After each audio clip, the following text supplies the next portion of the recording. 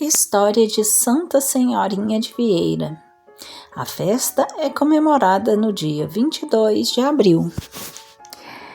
Nasceu no ano de 924, mais provavelmente em Vieira do Ninho.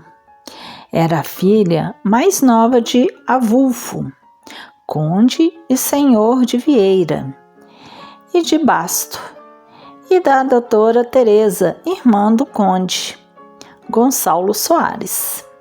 Chamou-se primeiro Domitila, mas o pai, regressando, já viúvo de guerras, começou a chamar a filha queridíssima Sua Senhorinha, e este passou a ser seu nome. Ficando órfã muito cedo, o pai confiou-a a Dona Goldinha, tia materna da santa, abadesa no mosteiro de São João de Vieira do Minho, da Ordem de São Bento.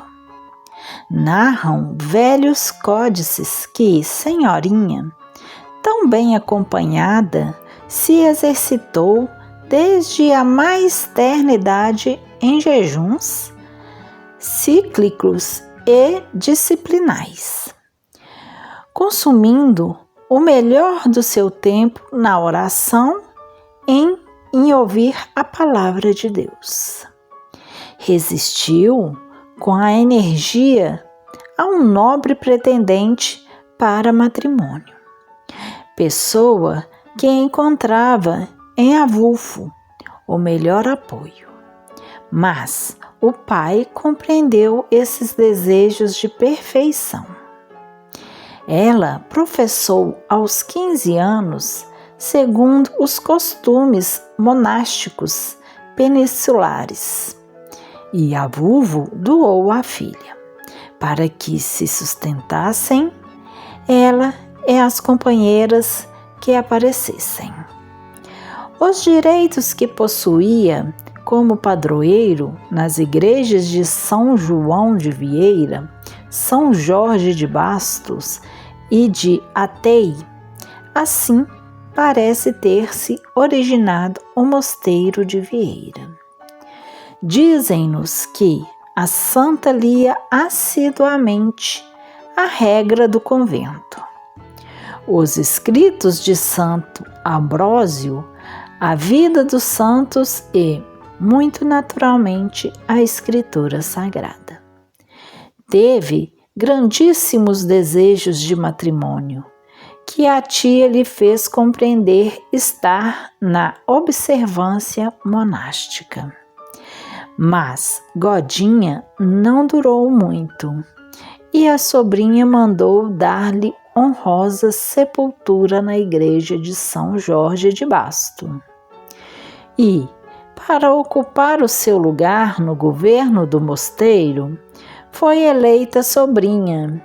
Teria então 36 anos de idade e aproximadamente 20 anos de professa. A partir desta data, falam os velhos textos de numerosos milagres seus. Fazer que aparecesse o pão necessário, transformar água em vinho, ver os azulejos da igreja de São Vítor em Braga do século XVII e outros prodígios ainda. Vivia então em Celanova, junto a Ourense, na Galiza, onde fundara um notabilíssimo mosteiro. O ex-bispo de Dume, São Rosendo, primo de Santa Senhorinha, era visitador e reformador dos mosteiros de todo o Minho e Douro. Como tal, vinha de vez em quando a Vieira. Não se sabe por que Santa Senhorinha transferiu-se com as suas religiosas para a terra que hoje tem o nome da santa, no município de Cabeceiras de Basto. Essa freguesia chamava-se em São Jorge de Bastos. Nela, ao lado da atual igreja paroquial seiscentistas, ainda se encontra o chamado Campo da Freira, em cujo subsolo se descobrem sinais do que deve ter sido o mosteiro. Gervásio, irmão da santa, levava vida mundana e, por orações da santa, converteu-se e santificou-se. Senhorinha, segundo um testemunho igualmente antigo, teve conhecimento ao rezar no coro da entrada de São Rosendo do céu. Estando também a orar, ela ouviu uma voz que lhe dizia: "Vem, minha escolhida, porque desejou o rei a tua beleza." Percebeu logo de que se tratava, pediu os sacramentos e exortou as religiosas a perseverarem no amor de Deus e do próximo. Deu a sua alma a Deus com 58 anos de idade, a 22 de abril do ano de 982. Ficou sepultada na igreja do mosteiro, entre os túmulos da tia e do irmão, Santa Godinha e São Gervásio. Havendo por ela muita devoção, o arcebispo de Braga, Dom Paio Mendes, veio visitar o sepulcro da santa em ordem à canonização, pois se dizia que ela estava na sepultura inteirinha, incorrupta, como que dormindo. Deslocara-se, pois, até a igreja onde se encontrava o venerado túmulo e, diz a crônica, tendo convocado o povo que acorrera em massa, dispuseram-se a exumar o corpo santo, sepultado em campa rasa, junto do altar-mor, quando inesperadamente um homem cego que nascera começou a bradar: "Vejo as mãos do arcebispo e vejo o arcebispo." Grande alvoroço da multidão, espanto enorme do prelado. Interrogaram-se o miraculado, que respondeu: "Eu fui sempre cego. Desde o nascimento, senti uma mão que tocou nos meus olhos, e agora vejo o arcebispo e a sepultura de Santa Senhorinha." Desistiu então o arcebispo de abrir a sepultura, crendo piamente na santidade de Senhorinha e na verdade dos milagres. Mas depois, no ano de 1130, mandou-a levantar da terra e acolher uma inscrição que fala da Virgem consagrada, Senhorinha, e dos seus milagres inumeráveis em vida e numerosos depois da morte. Constituiu esta lápide uma verdadeira canonização, que estava nessa altura nas atribuições dos bispos locais.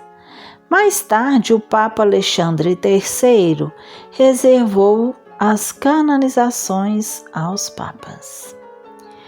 Com a visita e o epitáfio de Dom Paio Mendes, começou uma época de mais intensa devoção à santa, com peregrinos de Portugal inteiro, da Galiza, de Leão, entre outros.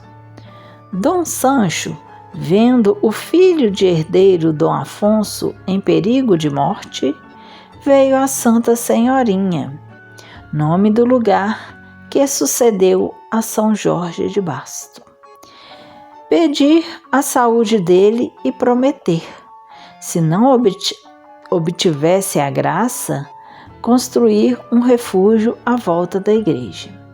Obteve-a e andou a pé a indicar o sítio dos Marcos que Dom Gonçalo Mendes, senhor da terra, mandou pôr. O rei Dom Pedro I firmou, a 15 de setembro de 1360, a doação do padroado de Santa Maria de Basto, com os seus frutos e rendas. A igreja de Santa Senhorinha, sob a condição, entre outras, de que este templo tivesse 3 lâmpadas com azeite.